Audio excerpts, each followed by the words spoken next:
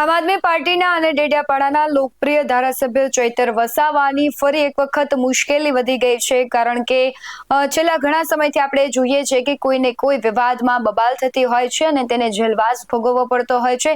લાંબો જેલવાસ ભોગવ્યા બાદ ફરી એક વખત ચૈતર વસાવાને જેલમાં અને તેમની પત્નીને પણ જેલમાં જવું પડશે તેવી એંધાણ થઈ રહ્યા છે અને ક્યાંક એવી શક્યતાઓ છે કે તેમને જવું જ પડશે, કારણ કે જે ફોરેસ્ટ અધિકારીઓ છે તેને લઈને જેના પર કેસ તેમાં મહત્વનો ચુકાદો આવ્યો છે અને તેમને દોષિત ઠેરાવવામાં આવ્યા છે.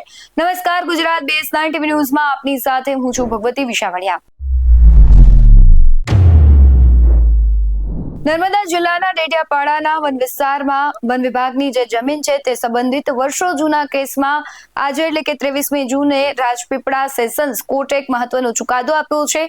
કોર્ટે આમ આદમી પાર્ટીના ધારાસભ્ય ચૈતર વસાવા તેમજ તેમની પત્ની સહિત કુલ 9 આરોપીઓને આ કેસમાં દોષિત જાહેર કર્યા છે. કોર્ટ દ્વારા તમામ આરોપીઓને કસૂરવાર ઠેરવવામાં આવ્યા છે અને ત્યારબાદ હવે તેમને કેટલી સજા થશે તે અંગે કોર્ટ દ્વારા આગળની કાર્યવાહી હાથ ધરવામાં આવશે. પરંતુ શું આખો મામલો હતો તેના વિશે વાત કરીએ તો વર્ષ 2023માં ડેડિયાપાડા વિસ્તારમાં જંગલ ખાતાની જમીનના વિવાદને લઈને ફરજ પરના ફોરેસ્ટ ઓફિસર એટલે કે વન વિભાગના જે અધિકારીઓ હોય તેની પર હુમલો કરવાની ઘટના સામે આવી હતી. આ મામલામાં ધારાસભ્ય ચૈતર વસાવા તેમની પત્ની સહિત કુલ 9 લોકો સામે ગુનો નોંધવામાં આવ્યો હતો. આ કેસ લાંબો સમય ચાલ્યા બાદ મંગળવારે કોર્ટે ચુકાદો જાહેર કર્યો છે, એટલે કે આજે ચુકાદો જાહેર કરવામાં આવ્યો છે. આ મામલે માહિતી આપતા ઇન્ચાર્જ સરકારી વકીલ વંદના ભટ્ટે જણાવ્યું છે કે આ કેસ વર્ષ 2023માં ફોરેસ્ટ ઓફિસર પર થયેલા હુમલા અંગેનો છે, જેમાં ચૈતર વસાવા અને તેમની પત્ની સહિત કુલ 9 આરોપીઓ સામેલ છે અને આજે કોર્ટે આ તમામ આરોપીઓને દોષિત જાહેર કર્યા છે અને સજા ફટકારવામાં આવી છે. સમગ્ર ઘટનાને લઈને જે પ્રતિક્રિયા આવી છે તેના પર નજર કરીએ. આ જે મેટર છે 2023માં ફોરેસ્ટ કર્મચારી પર જે ફાયરિંગ થયું હતું તે અંગેની આ મેટર છે અને એ મેટર અત્યારે હાલમાં એવી હીરપરા સાહેબ જે છે એડિશનલ ડિસ્ટ્રિક્ટ જજ સાહેબ એમની કોર્ટમાં આ મેટર ચાલી અને આ મેટરમાં સજાનું જે છે એ એમણે સંભળાવ્યું છે કે આટલી આપણે સજા કરવામાં આવી છે, પરંતુ કેટલી સજા કરવામાં આવી છે અને કેટલું કરવી જોઈએ એ અંગેની સજા અંગેની સુનાવણી અત્યારે હાલમાં થઈ અને બપોર પછી જે છે તો કેટલી સજા કરવામાં આવશે એ અંગેનું જાહેર નામદાર કોર્ટ દ્વારા કરવામાં આવશે.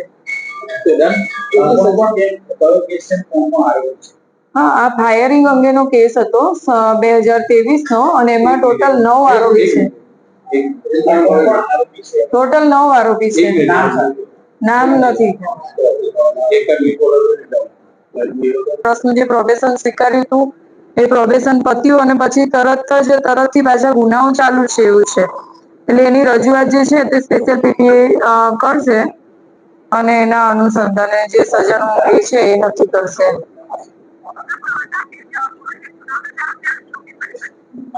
ના, એવી કોઈ અત્યારે હાલમાં કોઈ ટિપ્પણી નથી કરી. નામદાર કોર્ટે કીધું કે સજાના એના પર આવું છું અને તમારે શું કેવું છે, એટલે તમામ આરોપીઓને સાંભળ્યા, એમની જે પરિસ્થિતિ ને બધું છે એ અંગેનું જે છે તે સુનાવણી થઈ કે તમને વધારેમાં વધારે સજા કેમ નહીં કરવી, તો તે અંગે એમણે સુનાવણી કરી છે.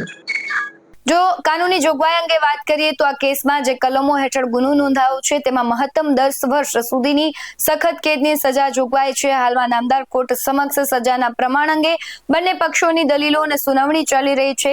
સજાની જે વાત કરવામાં આવી છે તો આ ગંભીરતાનો ગુનો હતો, એટલે સજા ઘટાડવા અથવા વધારવા અંગે ટેકનિકલ સુનાવણી પૂર્ણ થશે ત્યારબાદ જ નક્કી થશે. સરકારી વકીલ જે પ્રમાણે વાત કરી રહ્યા છે તેઓ કહી રહ્યા છે કે ઇનિશિયલ સ્ટેજ પર જ્યારે આ ટ્રાયલ ચાલી રહી છે ત્યારે મુખ્ય સરકારી વકીલ તરીકે ડીજીપી જે ગોહિલ કાર્યરત હતા અને હાલમાં સ્પેશિયલ પીપી તરીકે મિસ્ટર અય્યર આ કેસ સંભાળી રહ્યા છે અને આખો જે મામલો છે હવે એમાં ચૈતર વસાવાની મુશ્કેલી વધી શકે છે.